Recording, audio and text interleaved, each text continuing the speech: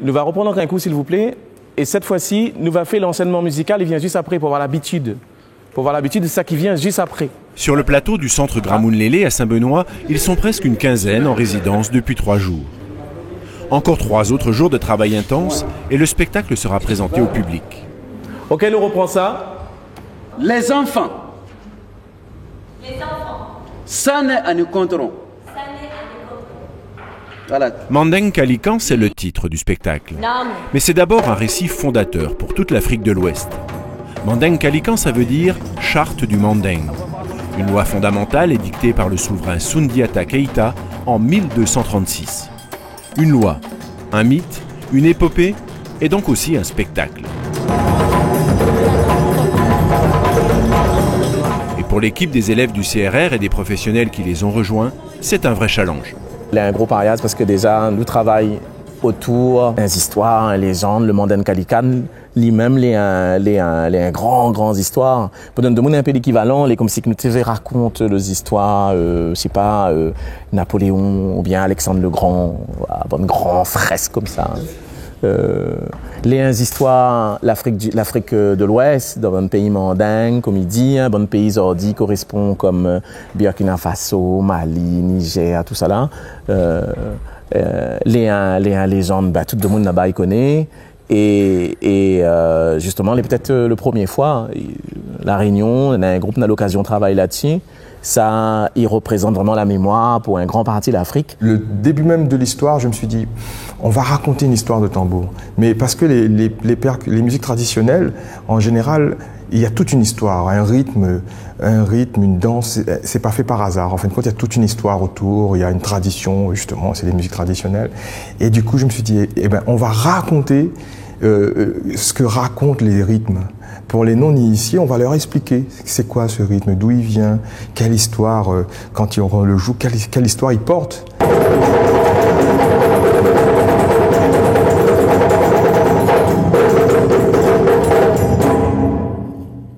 En partant de cette idée de base, je me suis dit, on ne peut pas faire que de la musique. Pour raconter cette histoire, il nous faut un maître de parole. Et pour ça, justement, le pays du djembé, c'est là où il y a les maîtres de parole, il y a les griots, les djeli, qui portent les histoires des rois et des empereurs. Et on a eu la chance, la grande chance, de pouvoir travailler avec Toumani.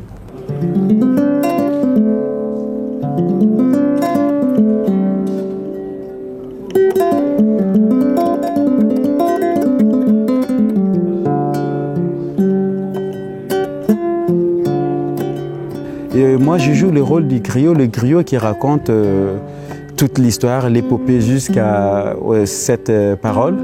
Parce que le griot était chargé de faire transporter les 7 paroles à travers le monde entier, qui est le respect de l'être humain, le respect de sa patrie, le respect de lutter contre toute discrimination raciale, ethnique, lutter contre l'injustice, et chercher à ramener la liberté, l'amour et la paix à travers le monde. Donc les griots avaient mission pour faire ça.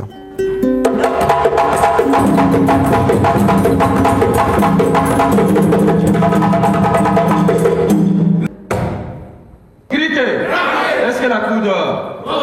La coudre? Ainsi qu'est commencé la bataille de nos 2 grands sorciers. L'un savait que lui, il était maître de la parole, mais aussi maître des divinités, visibles et invisibles. Très bien. Je suis un tout petit serpent. Nous sommes partis dans l'idée, nous montre un grand kabar. Un grand kabar à la parole. Il commence, il cause, il danse, il chante, il chauffe. Et à un moment donné, il y en a un autre qui vient. Il ramène un goût de sel, il met en affaire. Il met parole si parole, la musique, tout ça là. En fait, c'est un autre travail parce que habituellement, les résidences que nous faisons, c'est des résidences plus en lien avec la musique en elle-même. Sauf que là, c'est pas que le travail musical. Là, on a tout ce qui est scénographie, on a tout ce qui est en lien avec la parole aussi.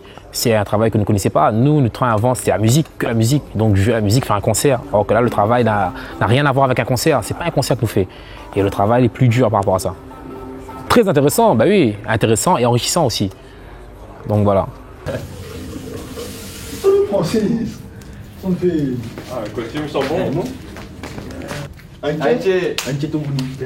c'est parti. L'expérience est bien, ouais, surtout l'expérience théâtrale. Que nous, on est musiciens, on ne connaît pas encore vraiment l'expérience théâtrale et du coup, ça nous apporte aussi beaucoup de faire un projet comme ça. Il demande beaucoup de patience, d'écoute aussi. Beaucoup d'écoute, chose qui peut être difficile aussi.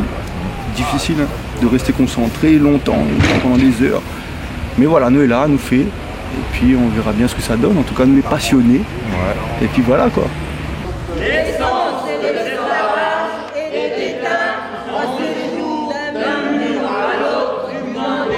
Pendant que les artistes répètent et répètent encore, les équipes techniques du centre s'activent pour mettre en place tout l'environnement du spectacle. En fond de scène, un majestueux pied de bois cabaret domine avec bienveillance tout le plateau. Pour donner un pied de bois, il flotte. Quelque chose de flottant, il faut lui travailler dessus le côté. On dirait ça, il flotte entre la terre et le ciel. Okay. Ouais. Ce que j'ai essayé en tout cas de faire, c'est d'essayer de faire un arbre qui appelle à l'imaginaire et qui est là pour soutenir un texte fort, du son extraordinaire, et voilà, des vibrations très fortes que les gens vont sûrement ressentir et laisser pour le visuel un appel à l'imaginaire. Mais la chose que je veux dire, chapeau dans le sens où d'avoir une salle pareille, un lieu pareil pour pouvoir travailler, ça agrémente vraiment le travail. Ça agrémente vraiment le travail. Si c'était dans une salle qui n'était pas équipée, on n'avait pas le matériel, on n'avait pas le personnel, nous ne serons pas au niveau où nous sommes aujourd'hui. En 3 jours, un travail qui doit se faire en 1 mois, nous l'avons fait. En 3 jours, je suis impressionné. J'aimerais bien à 18h, nous fait un filage, comme ça nous voit le temps déjà, il nous fait un filage, et ensuite après nous discute après le filage. Si vous vous trompez, jouez avec. Je devrais aller à gauche, je me trompe, je me rends compte que non, je suis à droite, je joue le jeu pour aller à gauche, ça fait partie du spectacle. Non. J'apporte quelque chose aux autres pour leur montrer que oui, on peut être grand artiste international, connu, être un habitué de la scène, mais cela n'empêche pas qu'on commette des erreurs. J'aimerais qu'ils sachent que dans les erreurs, on se construit. Il y a ce côté, ce rôle que je joue pour apporter la confiance aux uns aux autres, mais aussi la clarté même du travail. Avoir quelqu'un qui est assidu, parce que je suis assidu dans le travail, pour qu'il voit que le travail, ça se fait aussi avec beaucoup de courage et d'engagement et de passion. On ne peut pas prendre l'art avec la légèreté. L'art, c'est une passion, il faut vivre avec l'art dans le sang.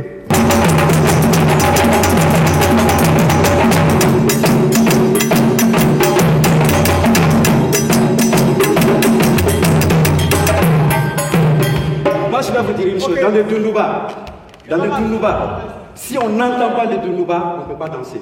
En fait, là, on a beaucoup de pression parce qu'on a beaucoup d'informations en très peu de temps à assimiler. Donc par rapport à ça, il faut vraiment essayer de cadrer, essayer de...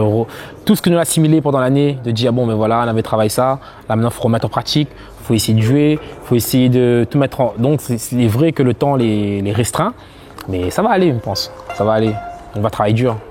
Je pense que ça équivaut à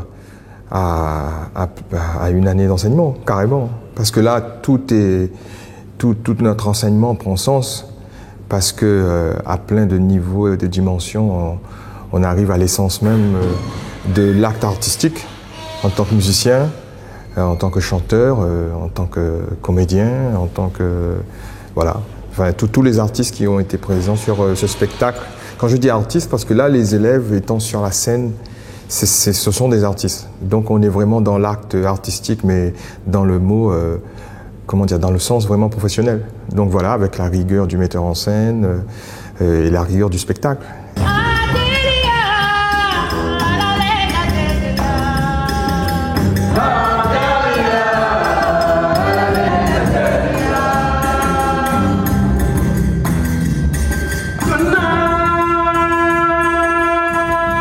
Pour son passage dans notre île, le Mandeng Kalikan aura pris quelques accents maloyas. Mais n'est-ce pas complètement légitime pour un grand texte qui parle depuis 8 siècles de liberté et d'émancipation ?